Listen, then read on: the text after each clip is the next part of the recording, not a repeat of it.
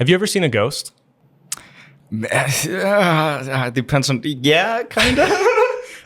A conditional yes? Okay, what was this conditional ghost? I don't know if it was a ghost, but me and my brother were in my grandma's backyard looking at the neighbor's window. It was empty. There was a doll, like a huge Barbie doll, looking like at us, kind of. And we were like, oh my God, is something spooky gonna happen? Something spooky gonna happen. And boom, the window just... And this really happened. Like the window just like shut by itself immediately. Like the window we were looking at. I don't believe in ghosts though. I've tried reasoning. It's like, it was the wind. It was something... No idea what it was. So you tell me. Have I seen a ghost? We'll look behind you. Don't do that.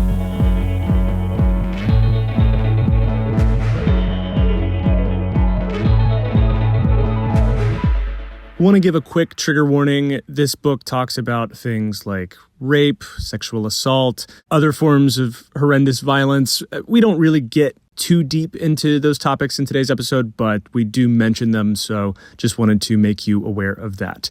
Okay, here's the episode. Welcome to Shoulda Books, the podcast about all the books you should have read by now. My name is Jonathan, and today we are talking about the 1982 classic, The House of the Spirits by Isabel Allende, and I am joined here in the big house on the corner by Sam Bakas. Hey. Sam, welcome to the beautiful dining room studio. Oh my God, it's a dream. I'm so excited. I've listened to every episode, and now I'm here. That's very kind. You manifested it. I manifested it. It's a dream come true. Huge fan. Day one listener right here. So Sam and I worked at Try Guys together. Sam is an editor there. Sam, for lack of a better phrase, who are you? What do you do? What are you all about? Oh my God. I like 10 million people in LA. I'm a storyteller. I came to LA because I thought my stories were more important than everyone else's stories, you know? Do you still believe that? Of course, you have to. You have to. That's the right answer. It's like everyone else, all the 9,999 other creatives in LA. No, they don't get it. Yeah. No, but I do.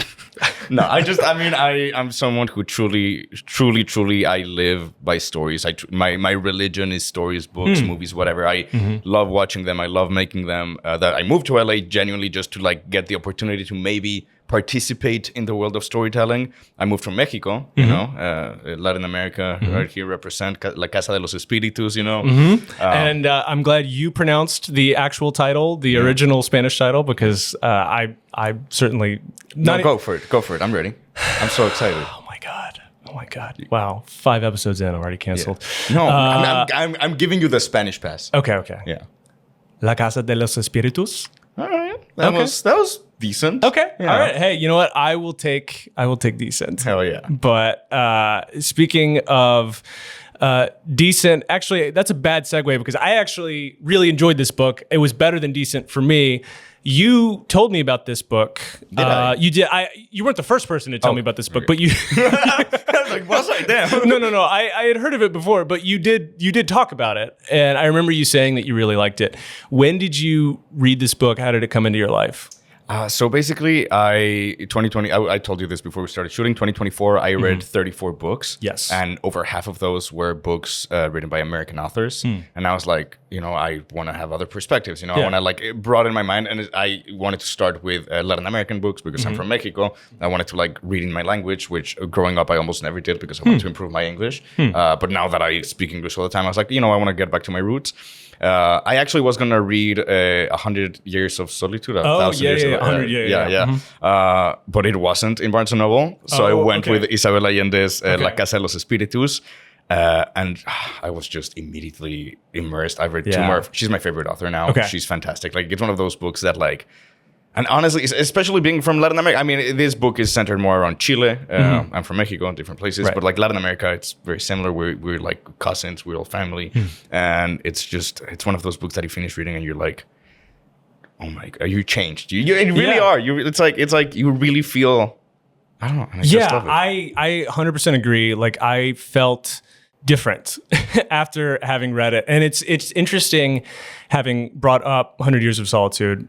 Because I think, in my opinion, you made the better choice. Did I? I think this is a better book. Okay, I haven't read 100 Years. I like it a lot, and but I think that this book, House of the Spirits, like it has a more optimistic outlook on the world, which maybe is, sounds a little counterintuitive considering how bleak parts of this story are. Cause like it's House of the Spirits is orders of magnitude more brutal, I think, than 100 Years of Solitude, but it also is like more life affirming. Because life is brutal. Exactly. Yeah. And that's one of the things that I really enjoyed about this book was like it did not shy away from the brutality of the world, but it also doesn't shy away from the love and the beauty and the magic and how they're related. And how they're related, it's like one doesn't happen separate to the other. One happens thanks to the other. Yeah. And it's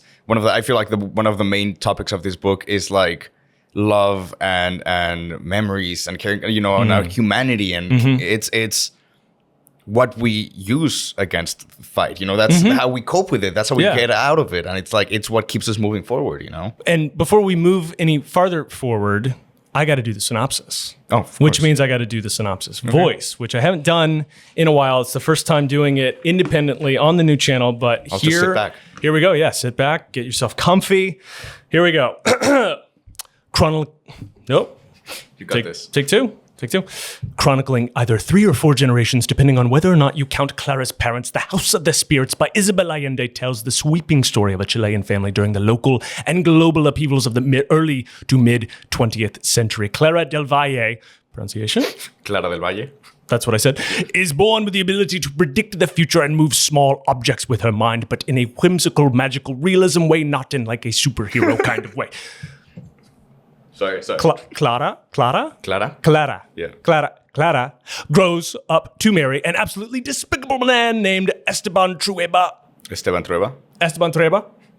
Sure. Close enough. And we watch as the family they build experiences all the joys and agonies life has to offer. But in the midst of these personal triumphs and tragedies, we also see a young nation strive for greater equality before plunging into harrowing violence and autocracy that could not be more relevant to today. This is the House of the Spirits. Woo! So, I used to do that back in the, Before 4 times. Before 4 times on this show. Real heads know what I'm talking about. And I felt a little rusty. But we got through it. Can I say 2 quick things? Of course. Number 1, I'm so excited because usually I'm speaking in my second language all the time. So usually I'm the one who sounds like stupid and I need to ask for pronunciation and whatever. Okay. Now it's you. So no, I'm the one exciting. who sounds stupid. It's so exciting. Exactly. And I sound so smart. And it's like, what I do sometimes? True story. What's that? When I say words in Spanish, I make my voice a little bit deper so it sounds sexier. Oh. Esteban Trueba. It has a nice ring. People are like, oh my God, I love when you say that. I'm like, yeah, thank you, whatever.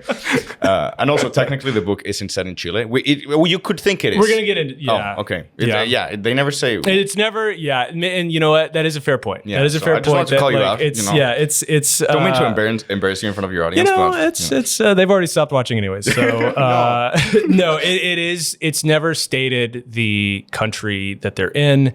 But she's from Chile, and the events that she's depicting are, have a 1-to-1. Yeah. But you know why I think she never mentions Chile? Why? It's because it's like, again, the Latin America experience, it's truly like so similar. And like a lot of the events that happen here have happened similarly in other countries. So it's like, I think it's like, the point is to be like, hey, this is Latin America. These are people. It's not like just Chile or just anywhere. So you're telling me that there were other military coups, like kind of backed by the CIA, that toppled governments in Latin America? No, but it's similar things, similar, like, I mean, I'm not a history guy. I don't know anything, but like, look at what's happened in Venezuela in the past and other countries. Like, not those exact things, but it's like, it's easy to like see relations. Yeah. No, we'll get into kind of some of the bigger historical context. But yeah, spoiler alert, the United States, has done some really horrible shit to Latin America. What?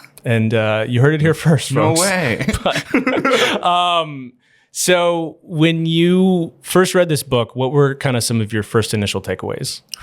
Okay, I do have to say I read it a little bit over a year ago. Okay. And then I read a bunch of summaries to like be prepared. Okay, yeah. You were playing the long game. You knew this episode was coming. You're like, I want to make sure I have time to properly prepare. So weirdly enough, though, I remember the first time I read it, I didn't really think that much about like the political aspects about it. It like, I definitely like, okay, so I grew up in Mexico, right? And this book talks a lot about class, Yeah. And I feel like for me, I focused more on the aspects of class than political because it's like very much high class versus lower class. Maybe not versus, but it's like a clear division. You know, you see that a lot with Esteban Trueba, the way he treats these people. And honestly, growing up in Mexico, it's one of those things where like I grew up in that bubble where like it's very classes. There's very much like a higher class and a lower class, but you never think about it. Like growing up in, and also I'm so excited to like talk with you about it. Like, true American. Truly, because it's like the different perspectives. And it's like one of those things that I started noticing more after moving here. Yeah. Because like, if I'm being fully honest, I was part of like the higher class. You know, I'm very privileged in the sense that I came from a very good place. But and it's like, you never think about the differences, just how you live, you know? It's like you never, but now that I left and came to this country and I look back and I go back to Mexico and I visit my friends and whatever, and I see like the crazy like socioeconomic differences and how like culture is different. Yeah. And one of the things that opened my eyes to this was this book, was like saying like, holy shit, like it used to be, because it like the way Esteban Trueba is with the people in his, Las Tres Marias, you say it? Tres Marias. Wow, that's actually really good. Okay, I'm getting better. I mean, I'm sure there's places that are still like that. I wasn't like that for me at all. But it's like, holy shit, like. I mean, we had our version of that in the United States as well. And yeah, there's certainly parallels, 100%. You know, between kind of like the like hacienda model that. Sorry, hacienda, not hacienda. Yeah, that's right. And, you know, like the fucking cotton plantations in the South. Exactly. You know? But the thing is, a lot of countries in Latin America are still, and I do think like it's slowly becoming more and more progressive, but a lot of places are still like that. Like truly like, when I go back to Mexico now, sometimes I do feel like I'm stepping into the past a little bit. In the sense, and again, it's not violent. It's not hate, you know, like it's not like higher class hates lower. It's not like animosity necessarily. It's just how it is there. It's just how it is. I mean, it's like you think about the system we live under in the United States. It's like normal. I mean, these days it feels a lot less normal, but it's just because the you know, the violence and the inequality is like a lot easier to see now for a lot of people than maybe it was 20 years ago. And it's slowly becoming worse and worse because like, again, people in power are getting more power, more money. People like the middle class is disappearing, which is kind of the case in a lot of Latin America. Yeah. And actually, I want to give a quick disclaimer. Sure. I don't want to speak as any authority in anything. Like I truly like grew up in a bubble that, and that when I came here and started like working and like having to like live and whatever, I started learning a little bit more and my eyes started like broadening, but I am in no means an expert or an authority or anything in this topic. I'm truly talking out of my experience. So I just want to say that out because I'm sure people are gonna like go into the comments and be like, "Well, actually, you're probably right. I don't know shit. I'm just here to talk about my personal experience and how this book." And that's well, you know, that's same goes for me. And this book we have it over on Fable.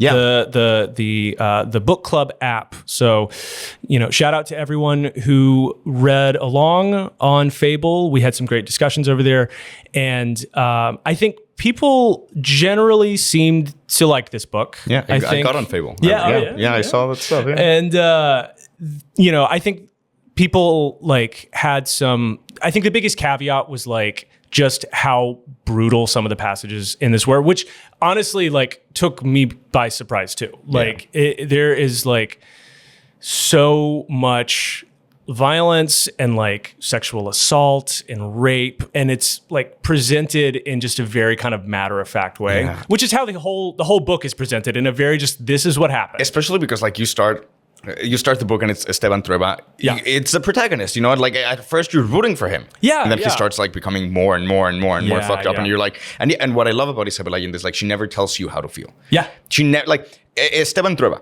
horrible man. Like, we're going to go on the record here and say that is a bad man. That is, we don't like him. Such a but you know what I love about this book and how Isabel Allende writes? Like, absolute monster, but she never writes in a way like that. It's like, oh, this is a monster. Yeah, she writes in a very like, this is the patriarch of this world. This is what he does. Yeah, and especially by the end of the book, spoilers, I guess, but I'm guessing everyone read the book. Yeah, we'll just kind of put a blanket spoiler here. So if you haven't read the book, why are you here? I don't know. I mean, I'm glad you are. Thank you. Thanks for being here. Stick around. Stick around. Yeah. But we are going to be, talking a big spoiler talk here. Anyway, continue. At the end of the book, Blanca, the grandkid, her relationship with Esteban. Like Blanca, 100% one of the good characters. You root for her, eh? Alba. Gracias. Thank you. So, oh my God. I'm gonna go back and forth now.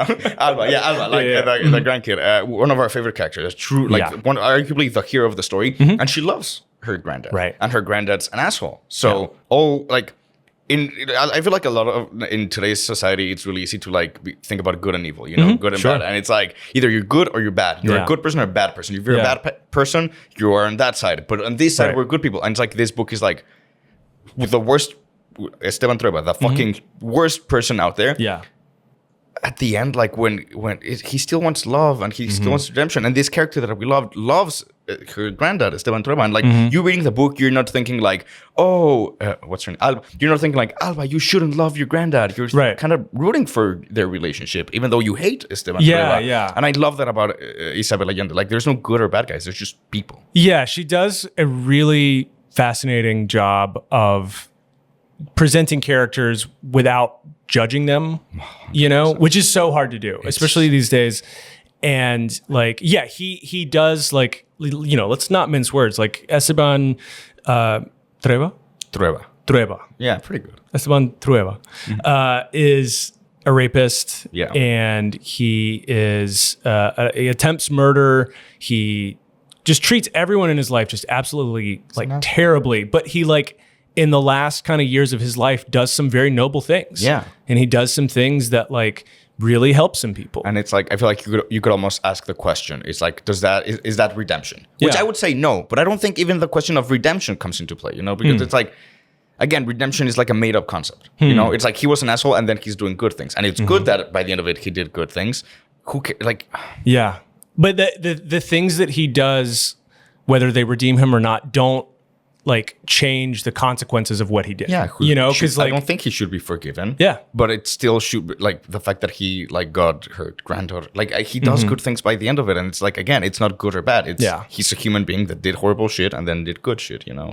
I think it was really fascinating how she put you in his head, because the way that this book is structured is there's two narrators, and it's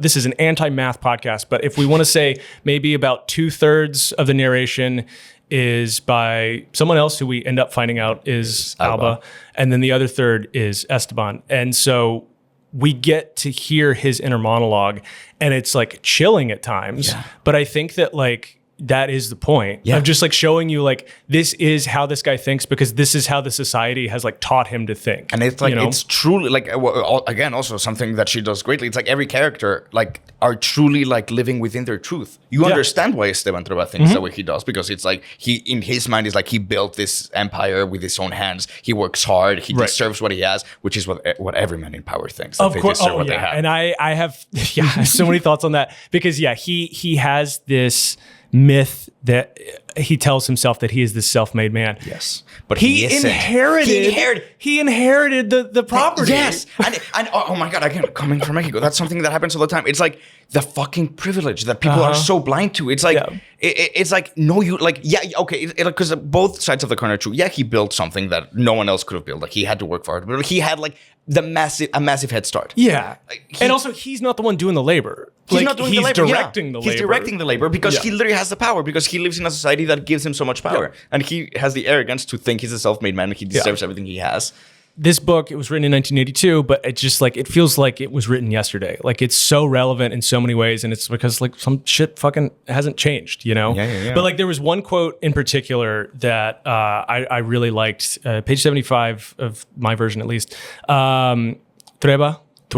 You don't have to worry about it. Yeah, you're good. Esteban continued polishing his reputation as a rake, sowing the entire region with his bastard offspring, reaping hatred and storing up sins that barely nicked him because he had hardened his soul and silenced his conscience with the excuse of progress. And I think that that completely sums up the mindset that runs our world. 100%. Of just hardening your soul. That's something I think about often. And oh my God, that's the dichotomy of this book. It's what you see in Clara and Esteban. It's like yin yang. Different energies. It's like power, progress versus spirituality, community. It's like the two opposite ends. And right now we live in, especially in the US, where value comes from power, where money from progress. It's like you better be adding something to society. Right. And it's like, but again, it's one of those things where like there's two sides of the coin, because progress also brings medicine, there are good things that come from progress. We'll go on the record and we'll say that progress has led to some good things. And it's one of those things where like and there's a Hank Green video that talks about this that I fucking love, where it's like, it's so easy to look at all the cars and be like, oh my God, yeah, the cars are polluting the planet. But the first person to create a car wasn't thinking like, oh, I'm going to build this machine. I can't wait to melt the polarized caps with this baby. Exactly. He's like, oh my God, I made this machine that's going to help people move around is like easier. Right. Fucking Steve Jobs. I don't think he was like, I'm gonna create this phone that makes people addicted and like rots your brain. I think he was like, check this machine. Maybe I don't know if Steve Jobs specifically. He wanted money probably. But but it's like it's one of those things where like progress isn't like good or evil, but a lot of people that pursue progress for money, for gain. Forget about the values that make us human. It's like I love that in a huge chunk of the book, Esteban Trueba has so much power, has all the money in the world, has political influence. He literally has everything that American society would deem worthy, what you need, and he's so deeply unhappy. So miserable. He's so disconnected to his family. He has no one because he forgot that like. I mean, I'm a kind of spiritual guy. An atheist spiritual guy. What does that mean to you? A spiritual atheist spiritual. So it's a journey that I went to deeply, and books actually played a huge role into it. Okay.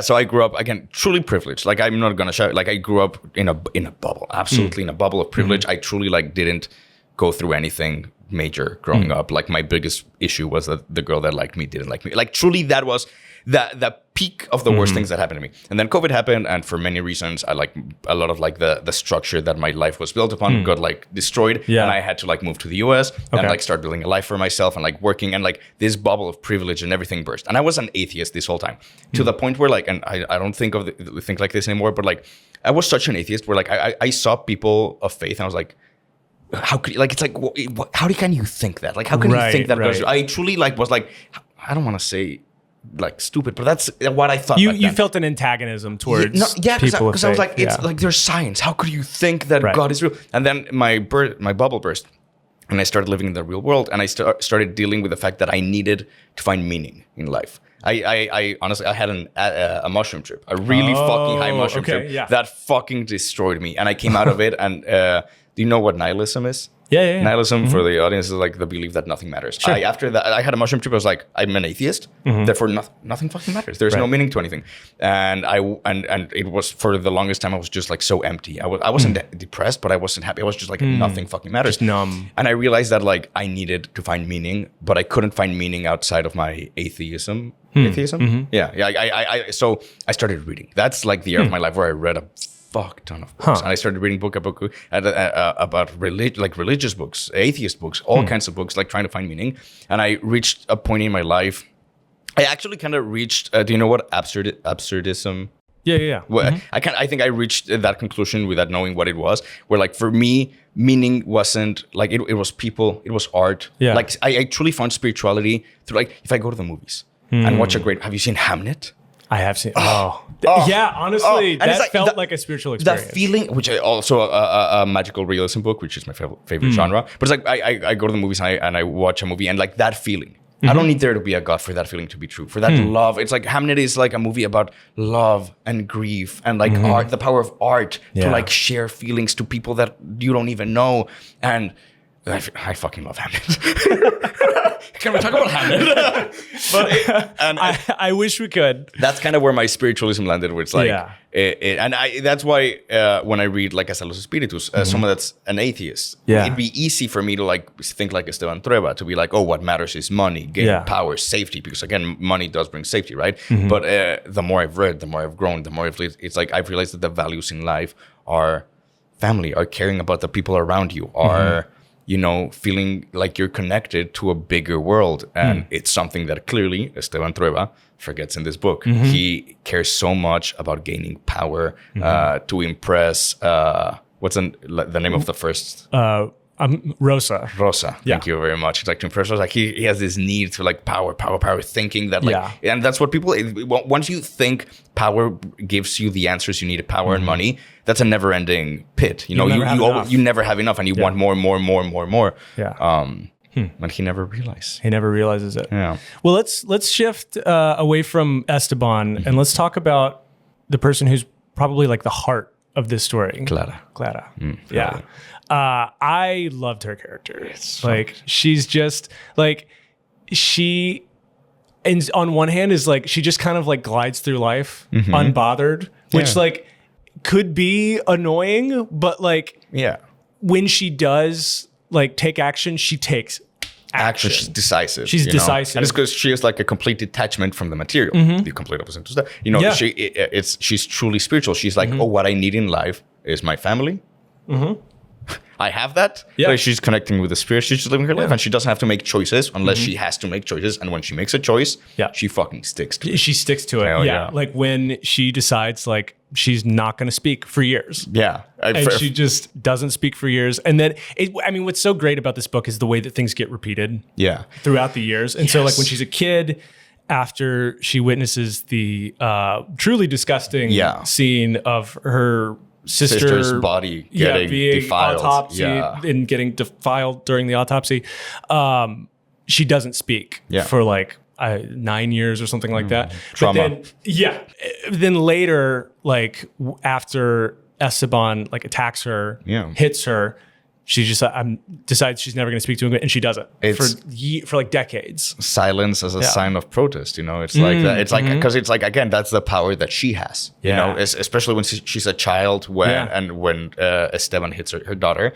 she can't. There's nothing she can do except silence herself. Yeah. She knows where her power lies. You know, and it's not material. It's not practical. It's spiritual. It's like I'm not going to talk to you, and there's no worse punishment for Esteban. You know. Yeah, it's the one thing that he wants more than anything else, and his money and his material possessions can't get him which is just... Like, Clara's that smart. Yeah. You know, Clara just gets it. She's such a great character. She's so great. And she... I've been watching interviews with Isabel Allende, and Clara was based on her grandmother. No way. Yeah. Do you think her grandmother was like... a spirit, like magical? 100%. Yeah. She talks about it. Like her grandmother did seances. Actually. And she's like, basically, she's like, it was a whole scandal, like with the Catholic Church. Like, no way. Yeah. Wait, okay, can I say that? My grandma was that too. Really? Yeah, dead ass. Okay, tell me about it. So my grandma, she could read the cards, but not tarot cards, just fucking playing cards. Oh, really? But yeah.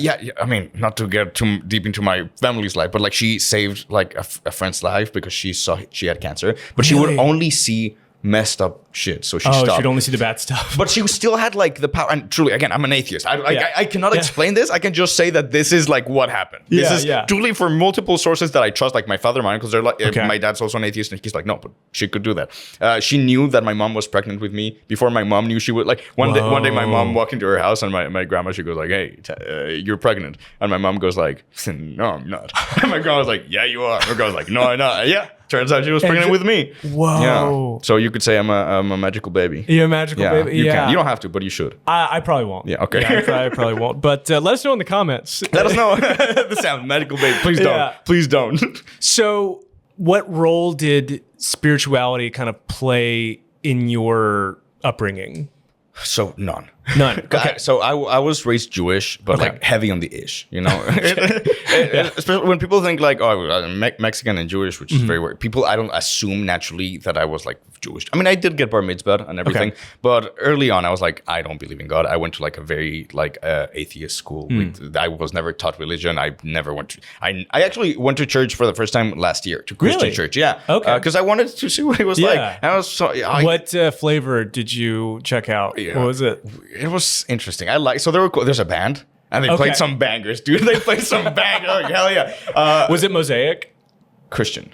No. Was the name? Was it Mosaic here in Los Angeles? I don't know the name. Okay. I don't think so. No, it had like a name. I don't remember. Okay. But it was a rock band. There was a moment that I fucking loved where like you just had to say hi to the people around you, like genuinely. I like that a lot, actually. Okay. I can tell you don't like you. You hate. I grew up in the church, and the moment of the like, I don't like when public speakers like force you to do something. Yeah.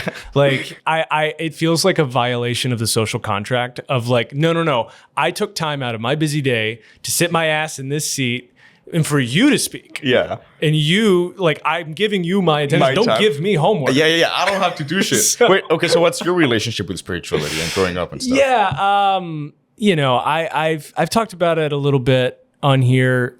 So I won't go into the full story, but basically, I was raised very, very evangelical Christian, and I was homeschooled and I went to a Christian university and like all that stuff. But like I had like a break with it again, basically because of books. Okay, no way. Like, yeah. Do you remember like specific books? I remember the specific book, but I don't really remember why it had the effect it did. But it was a short story / novella. I can't remember if it's which one it is, but by Leo Tolstoy, The Death of Ivan Ilyich. Okay. And it's about a guy who is like slowly dying and like realizing that his life was meaningless, basically. It's very dark stuff. But it was like, I read that and then I was taking philosophy class and learning about existentialism and was like, wait a second, that actually makes a lot of sense. And so like that was a big, there were some other, factors going on as well, but like that was a big part of like where the kind of the break happened. Yeah. And so anyway, so for years I kind of spent as much time as I could not thinking about spirituality and like trying to kind of run away from it. Okay. And I think that like where I'm at now is that like it's never gonna leave me. Okay. It's never like the spiritual realm of existence, whatever we want to call it. Look, I think that there's a great chance that 100 years from now, 500 years from now, there will be an explanation for whatever is going on that's as banal as like, when I drop this pen, it's going to hit the table. Yeah. And we don't think anything about that. But like, if you don't know about the theory of gravity, you don't know, like, that's kind of magical, you know? How is science different than, like, Yeah, science is just magic, but we explained it. Right. But we found why it happens. Yeah. But it's still magic, you know? Yeah. Have you played VR? Yeah. That shit's magic, dude. Right. Yeah. It's But like, Can I ask you a question, though? For sure. You said, so you grew up, and if you don't have to answer, but like you grew up spiritual and you've like detached to it. I mean, partially because you still have that in you. Do you feel like that detachment from like religion and spirituality in a way, was that a positive experience or like, is that a positive change? No, it was quite negative, actually. Yeah. No, I mean, maybe. Like,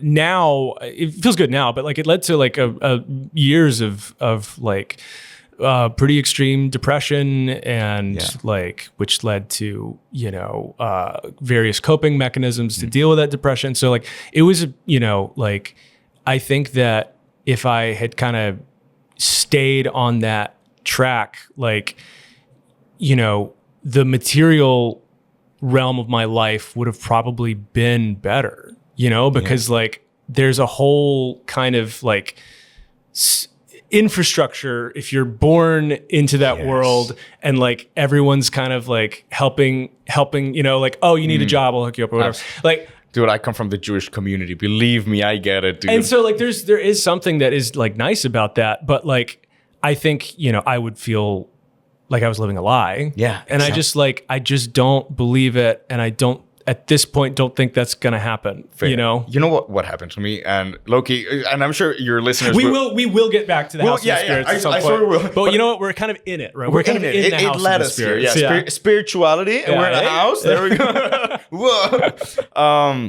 I'm sure all your audience, this happens to them too, because I genuinely have listened to every single episode. And something that happens when you listen to a podcast with guests and whatever, you think, what books would I bring? What, like if I had to bring 3 books, which I was planning on not telling you. So if you ever wanted to have me back, you could. But I'm going to give you one of them. A freebie, a teaser. Okay, never asking you back. Never asking you back. In the comments, people are going to go like, please have him back. Oh my God. You have to.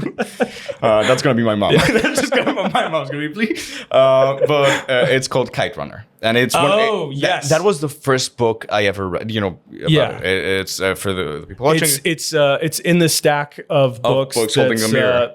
Actually, it's actually below the stack. Oh, I see it right there. It's right there. Yeah. Anyway, Same copy I have. It's a book I actually like. I literally just saw it in my grandma's house, and I took it. And I was like, I'm gonna read it. Yeah. And it's a book about a kid in Afghanistan, and his journey growing up with like a friend that's from a different caste, and a lot of shitty things happen, and then by the end he is a devoted Muslim, and that's the first that genuinely is the first book I ever read, and I finished it, it's like holy shit, I get religion.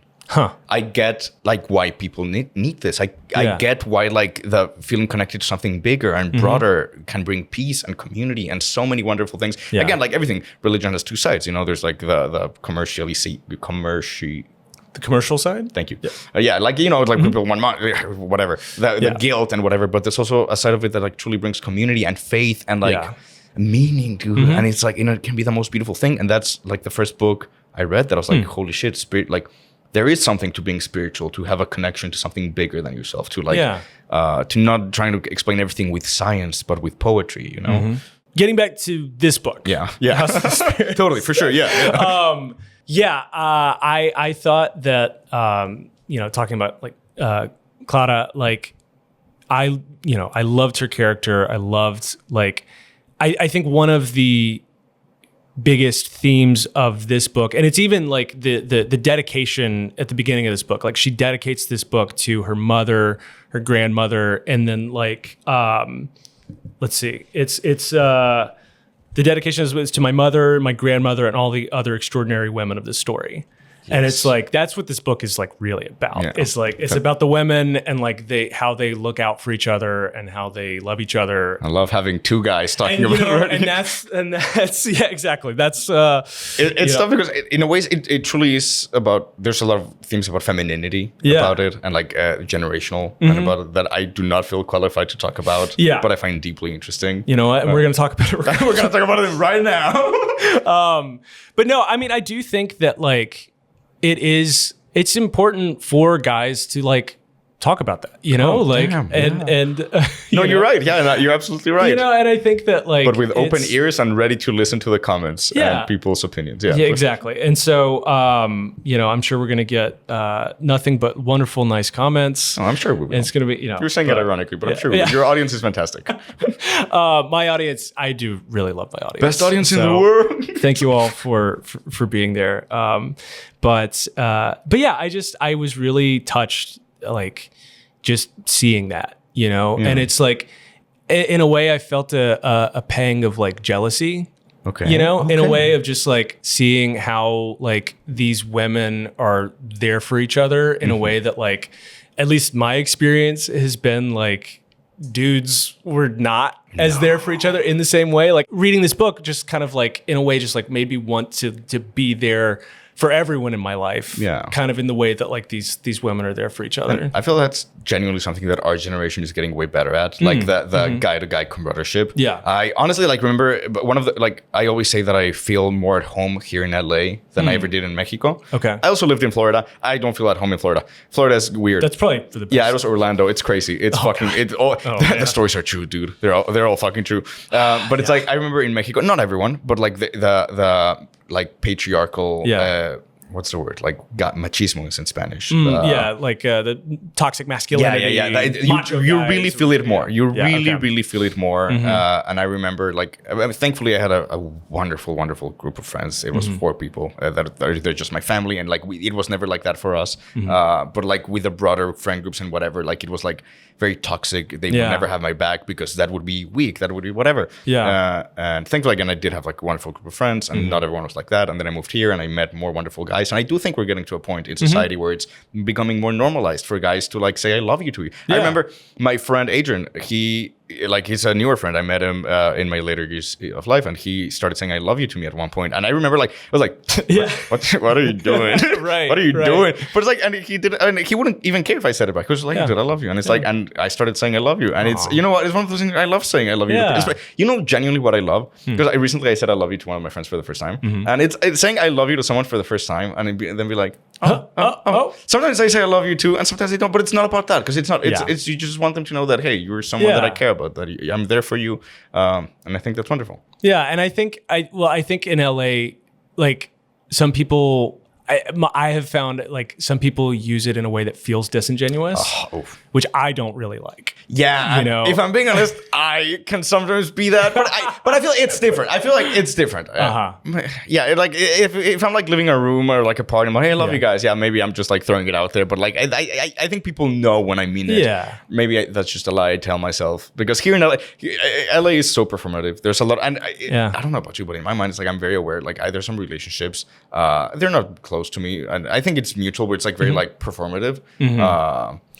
My experience of Los Angeles as someone working in the entertainment industry, and so like again, this is speaking about a very like specific slice of Los Angeles. Like Los Angeles is a beautiful city, beautiful community, and you know, the people on the whole are amazing. But I would say within the kind of hermetically sealed chamber of the entertainment industry, the blurring of the lines between professional and personal can get really disgusting. Yeah. And and exhausting. I agree. Of just like, you know, constantly triangulating your friendships around like potential career possibilities. And look, I've been guilty of this. I try not to, but like it's the water we swim in. Of course, I want advancement in my career. Sure. But my heart will is people. Like my values, my morals, and people come first, because I'd rather live a happy life surrounded by people I love and die like middle class than be super successful and know that I've used everyone. Like much like Esteban. Much like Esteban. Yeah. You know, of just like someone who just used every single person around him, and like the end of his life, he's this like. And you know why I feel like Esteban was so alone? It wasn't just the capitalistic values and whatever. It's also like his intolerance for people different than him. Yeah. And even his two children, the twins, Jaime and the other one, Nicholas.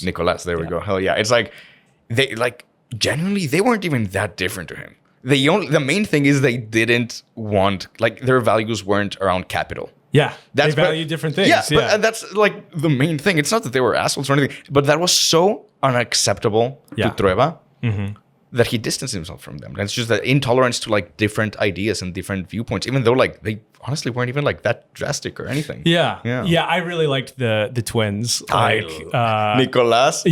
So like it's so funny because he just goes on this kind of, he becomes this kind of Alan Watts type character who's just like. He's living his best life, you know? He's living his best life. The 60s hit him pretty hard. Yeah. And he kind of becomes... Is it Alan Watts? Alan Watts. Who's Are you that? familiar? No. So Alan Watts was a Buddhist teacher, and he's kind of one of the people who's most instrumental in like translating Buddhism to like suburban Western. white America. Okay, yeah. And like he lived in Sausalito, just outside of San Francisco, and he like would teach these lectures and stuff. And like he's one of those people who like, I think that, well, my thoughts on like on Buddhism in general, like it's something that I want to learn more about and I find really fascinating. And I think that like just has a lot of really practical ways of like existing in the world. Hell yeah. And so, but I think that like, best I don't religion. know. It's the, you know what? It's the true one. It's the it kind of, no, I mean, like, but like, it's the true one. It like it's true in the sense of just like, yeah, life is suffering. Yeah. And like we do suffer because we want things, and like detachment from the material. Yeah, exactly. And like, your ego is the enemy. And like, if you can like commune with like the oneness of the world, like there is so much truth there. But like, I just find like, I don't know, Alan Watts, there's something about him and the people who are like really big Alan Watts heads that I just kind of like, It's like it's a little too facile. It's a little too smarmy. It's a little too easy, and it's just like. I think a little too self-impressed. Some people go too far and it's like, oh, this is the answer to everything, you know? And it's like, I think there's no answer to everything. I think there's definitely like lessons and values from Buddhism and all that world that like you can take. But also, you know who Ram Dass and what's the other one? Timothy Leary. Oh, yeah. It's I've read a lot about them. It's deeply interesting characters. Yeah. One of my life goals is I want to make a Timothy Leary biopic because he's such a wild character, right? Don't steal my idea. Fuck. Yeah. Fuck, cut that. Cut. No. You make it. You cast me. Okay. You would actually be a great Timothy Leary. Dude, I would love to play Timothy Leary. And you would actually be a great. That's so funny. Okay, oh my god. Hell yeah. We'll make it happen. We'll make it happen. Okay, Hollywood. It's in the cards now. Hop in, slide into the DMs. But it's like I remember. Yeah, no, he's a fascinating character. One of their biggest disagreements, and I'm pretty sure I'm right here, but whatever. It's Timothy Leary was like, oh, psychedelics are the answer. It's like everyone needs to do this because it opens your third eye and it tells you the truth about the universe. And then Ram Dass, he agreed with him at first, but eventually came to the conclusion that it's a tool. Like it can give you answers. It doesn't give answers to everyone. It doesn't but it's like it's a tool. But like the real answers are in your day to day. You know, there's not like a one size fits all. Like this is gonna save your life. Like oh, you take a pill, now you know everything and you're happy forever. No, it's about day to day suffering. Still gonna be there. It's about like Yeah. And I think that's something that this book does a great job of showing is just that like as banal as it sounds, it's like life is lived one day at a time. Yeah. You know, and it's like there are no like sweeping one size fits all, one time solves all solutions, you know? And so like you're watching these characters over, it starts like about in the 1910s and goes up until again, if we're assuming this is in fact Chile, it is. 1973 is when the coup happens. So like you're watching these characters over that roughly 60 some ish years, and like just watching how day in and day out the choices they make have repercussions. And like I think that. The way that like Clara lives her life is like there's a lot to be there's a lot that I want to implement into my life of just like not sweating the small stuff. Yeah. Like just, like focusing on like family and like having that be the focus. Like I think that like she probably should have been a little bit more present. A little bit more present. I think that maybe, when she did take action, a lot of times it was like maybe a little too late. But and she's a flawed character. Aren't we all? I really liked one of my favorite passages and storylines in this is the relationship between Blanca and Pedro Tercero. Pedro Garcia Tercero. Perfect. Yeah. You said it better than I did. Yeah. I thought like their love story is just like the depiction of young love is just so beautiful. It's fantastic. And okay, real quick, you know what I love about that? It's like that like you know how everyone's like, oh my God, different classes. It's like the rich girl dating the lower class. That's so true still in Mexico. And I'm sure it happens. The thing is like the same thing happens here. I think that like America, the myth of America being a classless society is like such bullshit. It's absolute bullshit. I just think that like Americans kind of lack the language to talk about it. For sure, yeah. Because the national myth is that no, everyone's equal. Yeah. And therefore, like, if you don't become a billionaire, it's your own fault for being lazy. Oh my God, yeah. You blind yourselves to privilege. And so it's just like, this thing that like is kind of codified and is able to be kind of discussed with terminology in other cultures, like doesn't have that same codification and terminology like in the United States. And I do think that's changing. Of course, I think people 100%. Are becoming, I think that is kind of the story of the 21st century so far, is just this kind of like pulling away of the veil of like the things that have always been here. And all of a sudden, because of the internet, we can actually talk about them and we learn how to like state them. And so like it's not like anything all that new is happening. It's just all of a sudden we're aware of it those of us who were not aware of it before because, of privilege and the world's changing and it's, and what it sure is. It's and something that again I love about this book. It's like it's always been changing. It'll continue to always like sometimes it feels like right now we're living in the catalyst of everything that's happened. But it's like, no, dude, we didn't start the fire. Yeah, it's been always burning. It's always since. And honestly, like reading the way this this book ends is with the coup. And boy, did that really strike home these days. Like there's a passage that I was feverishly trying to find and I could not find it, but it's in here somewhere, I promise. So the coup happens and then the military takes over and suspends everyone's civil rights. And there's a passage in there about how she talks about how the soldiers all wore masks in case the political tide would turn someday. And it's just like, that's literally happening in the streets right now with ICE, where it's just like, they're all wearing masks. And it's like, dude, it's the Gestapo. Yeah, exactly. And it's like, they're wearing fucking masks because they know that what they're doing is bad. It's fucked up. It's absolutely fucked up. I remember, so I'm Jewish. I ended up in Mexico because my family escaped from the Holocaust to my grandparents. So I feel like one of the things is we always had passports. We always we're ready for the world to change because we know the world can change. Yeah. And I remember one time here in LA at my old job, I was talking to one of my coworkers and she's like, "Oh, what's your biggest fear?" And I'm like, "The world turning against me." She's like, "Oh, you're scared of getting canceled." And I'm like, it's a little deeper than that. Yeah. And I literally go "No, I'm scared of another Holocaust." And which I mean, it's a big statement, but it's kind of what's happening. Yeah, no, I don't think that is like a ungrounded fear because the conditions are there for it. Yeah. It's like there's literally an armed force rounding people up and putting them in camps. Yeah. Official statement, fuck ICE. But you know what? If I may. Yeah, absolutely. That is the official stance of Shoulda Books. And I do, I say things with the official stance in a joking way a lot of times that this is not one of those. I really do believe that. Yeah, fuck ICE. I do think, it's one of those things where the world always goes up and down. And sadly, it's like the way we're all imperfect. So as much as as a society, we want to always go in the right direction, we don't. I tend to believe that in general, if you truly see the big picture, as a humanity, we are going in the right direction. Child mortality is down, super down. But it's not linear. It's waves. And I think right now we're at the beginning of a way down. But I truly believe it's up to our generation. It really fucking is. It's up to everyone watching. I do think it's not going to change tomorrow.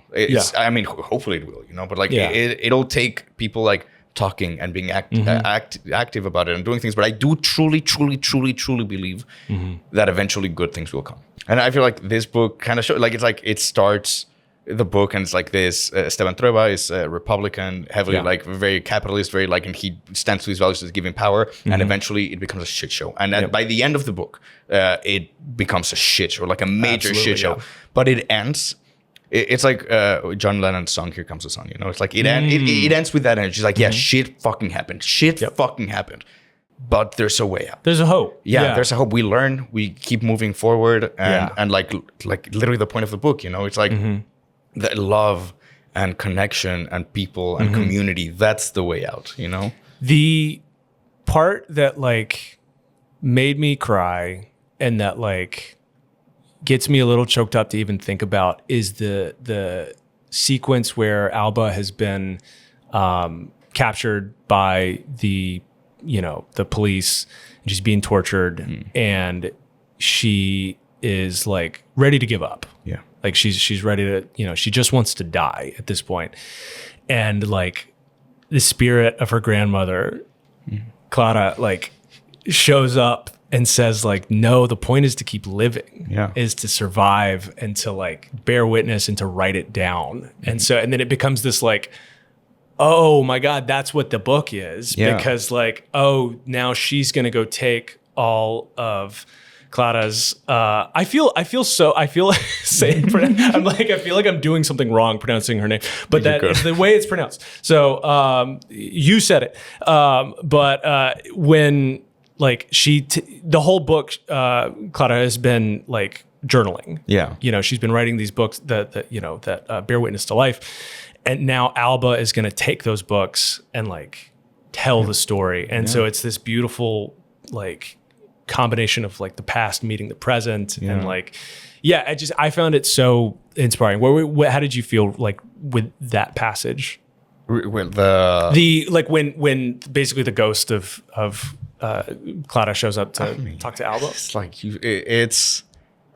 it's the passage of the book, it's the lowest point by far, and there's a lot of low points in the book. There's a lot of low points in here. The lowest point of the book. That is the point where, like, if anyone in that situation, that's when you give up. That's when you're like, oh, the world is shit. Therefore, there's no point in continuing. Yeah, and that's when Clara, who also went through a lot in different ways, but she also went through a lot. She's like, hey, keep fucking going. Keep going. Keep fucking going, because that's life. It keeps fucking going. I don't know. Yeah, I like your description. You were talking about it, and I got goosebumps. So like, and then you threw it at me, and I'm like, what do you think? No, I appreciate that. I also appreciate you saying we're in the same generation. That's very kind. No, dude, you're also 17, right? Yeah, I'm actually. We got to wrap this up. My parents. My parents need the room. I loved this book. I mean, it was one of my favorite things about doing this podcast is getting a chance to take a text and then like dive into both the author and kind of the historical context of it. And so, Chile is Chile is a country that, I didn't know a whole lot about. And, I knew about the coup. It happened on September 11th, 1973. And it's kind of disputed, like the extent that the CIA was involved. Like at the least, they were aware of it and didn't stop it. And at most, they were like actively playing a part in it. Like materially assisting it. But either way, like it resulted in a military dictatorship that lasted for, almost 20 years. And, thousands of people disappeared, were tortured, killed. But it was just really fascinating to study. I mean, this is me reading articles online, but like looking at how that happened, and then looking at like I finished this book, I think, on the day that the U.S. like kidnapped Maduro. Damn, It was like poetic. Yeah. There's a whole world that you can kind of dive into there, but like Isabel Allende was I mean, like, talk about like someone who I would love to get dinner with. Oh my, she lives in California. Let's go. Let's go right now. Dude, let's go. Like, she tells a story of she before she published this book when she was like 39. So first book. It was rejected everywhere, and then finally gets accepted by this publisher in Barcelona, and then boom, of course, takes off. It's one of the highest selling Spanish language novels of all time. But before that, and before the coup, she was a journalist, and I saw her tell the story of meeting Pablo Neruda, the poet. He's in this book. He's referenced as the poet. Oh my God, that's so great. Okay. So like when she talks about the poet, like that's who she's referring to. But like it's this kind of like fucked up story of like he invited her for what she thought was an interview, and like she gets there and he's basically like, oh no, you're a terrible journalist. I would never be interviewed by you. He's like, you make things up, you put yourself in the middle of the story. You should be in literature. And he's like, I just wanted to meet you because I like your writing. That's insane. He's like, I love your writing, but I think you're a terrible journalist. Damn, And then like a month later, the coup happened and she had to flee the country. Yeah, because she was also the daughter of a politician. It's so autobiographical. It's a great point. So her father was first cousins with Salvador Allende, who was the president that was deposed in the coup. So basically, in 1970, Salvador Allende is a Marxist, and he gets elected to the presidency, and he starts like nationalizing the copper mines, which is like heavily controlled and owned by U.S. companies, and he was also, I think, some agrarian reforms had already started under the previous administration, and he like escalated those of basically taking the land away from people like Esteban and like giving it to the workers, giving it to the people. And so you can't do that in 20th century America without the CIA saying, wait a second. So, so a military coup happened in 1973 to depose him. And, the official story is that he killed himself, but that is heavily disputed. I've heard that before. Yeah. And I don't think he did. I mean, it's crazy because I didn't know that much about the story, the history. Like when it comes to history, I'm not. But that's wildly interesting because it's like history repeating itself, Yeah, something. Yeah, like and that's kind of what the book is about. Is Truly. like these things repeating throughout. But we learn and we write them down and we talk write about them. them. We bear witness to them. It's so important to like keep the story going. And it's like nowadays there's so many Holocaust deniers. Jesus Christ! Honestly, I'm not even scared. That's just a trend that's happening because of social media. Not everyone knows the Holocaust happened because we remember, because we talk about it, because of museums, because we're not afraid to talk about it. And I think whatever happens now with this fucking president, we will continue to talk about it, and we'll learn. Generationally. But it is important to keep talking about it 100%. because, like, especially nowadays, like, because so much knowledge is like manipulatable, and it's like, this is a big argument for these things. for books is like, an article can get edited after the fact. It can and can get disappeared. I think it should be illegal for news to be algorithmic. I think it should be illegal for social media companies to like allow news to be posted in them. Social media should be social fucking media to see what your friends are up to. Algorithms and news, I genuinely, and I hope our generation does it eventually, that they should be completely illegal. They should not. I like, that's one of those topics that I'm like, I need to do more research on because I don't know what the solution is. I know that the current situation is fucked. Not great. It's like, because I do think like we talk about how important it is to talk about it. And for the record, it is so important. But I do think a lot of people forget the difference between talking about it and shouting at someone, Fair. And I do think a dialogue, conversation, huge. Screaming at the opposition or at whoever, I don't like it's a dialogue, which I think right now our generation, including me, we're not that good at that. You've been shouting at me the whole episode. The whole fucking time. So. See, I'm part of the problem. The last thing that I want to talk about with with the history of this book and the author is that the idea for it came when she was living in Venezuela after she's living in exile. And she finds out that her 99-year-old grandfather is sick and he's going to die. And so she wrote him a letter, or she starts writing out a letter to him. And what she wanted to do is she wanted to like write a letter that let him know, like, hey, I remember the stories that you told me. And the first story she remembered was him telling the story of his first fiance, who was named Rosa, who died under mysterious circumstances, and how years later he married Rosa's sister, who is Isabel's grandmother. Holy shit, dude. And so when she starts writing about like, hey, I remember the story you told me, that like got her wheels turning, and that's where the like the seed of the idea came from. It's such a beautiful book, dude. Yeah. For magical realism, though, it's man. And I like we barely even touched on the whole magical realism part of it. Like it is interesting how like at the beginning it's very present and then like starts to fade towards the end until that moment when like Clara shows back up. Which kind of makes sense. It's like, again, it's the two sides. Like, it's like, I mean, it's spiritual versus capitalist, kind of, material versus non-material. And it's like, as the more the material world starts to win, the less you see of the spiritual. Yeah. And something you should see less of is the 1993 adaptation of this movie, which I tried to watch. Have you seen it? I saw Meryl Streep place, and I was like, I'm never... Dude, it's like objectively a very talented cast. You've got Meryl Streep, you've got Jeremy Irons, Glenn Close. But that's not the right cast. But it's so the wrong cast. Yeah. It's just like the whitest people. Yeah, which back then happened way more than but like even like it's so but it's so boring. And also this book shouldn't even be adapted in English. Well, it's getting adapted for Hulu.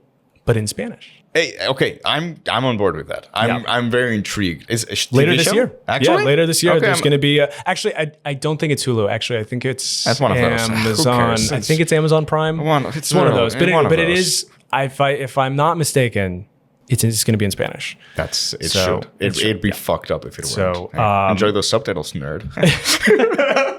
I was actually just in Mexico a couple weeks ago. Yeah. Actually, where in Mexico? Puerto Vallarta. Oh, how was it? It was great. Lovely. I was there for a weekend, and I like found myself speaking a little bit of Spanish. Enough to I had some pretty horrendous bug bites, and I went to the pharmacy, and I was able to purchase Benadryl without speaking any English. No way. Okay, let's role play it. I'm the pharmacist. You're you. Okay. Okay. Hola, ¿cómo está? Hola, buenas tardes. Buenas tardes. ¿Tiene Benadryl? ¿Cómo no? Claro que sí. Aquí. 728. ¿Puedo usar la tarjeta? Sí. Dude, wow. Honestly, that's pretty good. It was enough. It was suficiente. That's really good. And I didn't give you any easy words or anything. I'm impressed. Hell yeah, dude. But I'm like, I started learning Spanish, then I pivoted to Italian. And so now they're like so like jumbled up there's something in there. Yeah. Like they're just similar enough to mess with you. There's something where like people that speak Italian or Portuguese understand Spanish, but that's a one-way street. It's a one-way street. And then I went to Italy with my family a few years ago, and my mom literally thought that she could do Spanish with a and it did not work. They were like, please leave. Yeah, no, it was. I mean, no, they laughed. They have a sense of humor. Well, Sam, this was a wonderful discussion. I had a great time. I could keep talking about this book for hours, for days. Where can the people find you? Hell yeah. I mean, this is my last time on the podcast, so I really have to make it count, milk it. You were never going to be on here again. Yeah. So okay. Choose your words carefully. I'm relaunching my YouTube channel, which is really exciting. I took a year-long break because it's hard, because I make videos that I think are good instead of algorithmic. Truly, I mean, you have to play the algorithm, but it's like I want to do things that I like. So I'm relaunching it. I'm doing a series where I review everything, where I try to find the greatest thing ever.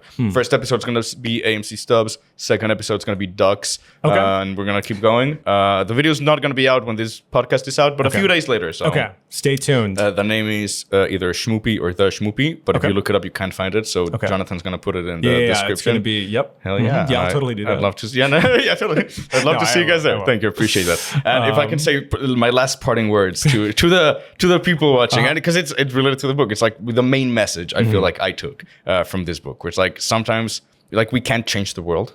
Well, we can't. You know what I mean? Like you individually, it's hard to like change the whole world, but you can decide how you react to it. Yeah. You can decide to like react with kindness, empathy, and fight back with like individual choices you make every day. And just people remember that, we have a choice in how we react, and that's huge. That's fucking huge. Yeah. Well said. Yeah. And you will also have a choice in whether or not you all listening and watching want to read next month's book, which is Jane Eyre by Charlotte Bronte. This is the February's book. I've, as you can see, started it, and we are going to be discussing it over on Fable, Shoulda Books. I always mess up the call to Fable. I don't, because it's like, it's Fable. It's at Shoulda Books on Fable. That's where it is. Anyway, the link will be in the description, but check us out over there, and stay tuned for a fun surprise regarding the Wuthering Heights movie, which comes out later in February. But big things coming, and big things have been, which is this book. Check it out if you haven't read it yet. If you stuck around to the end and you didn't read the book, sorry for the spoilers, but you know what you were getting into. Sam, thank you so much. I love being here. And for everyone listening and watching, thank you for listening and watching, and keep reading. Can I give you an outro idea real quick? Sure. You don't have to. You can cut this if it doesn't work. And remember, Shoulda Books. Yes, you shoulda. Okay. I thought about that on my drive here. I was like, I have the answer to the question. Shoulda Books. Yes, you shoulda.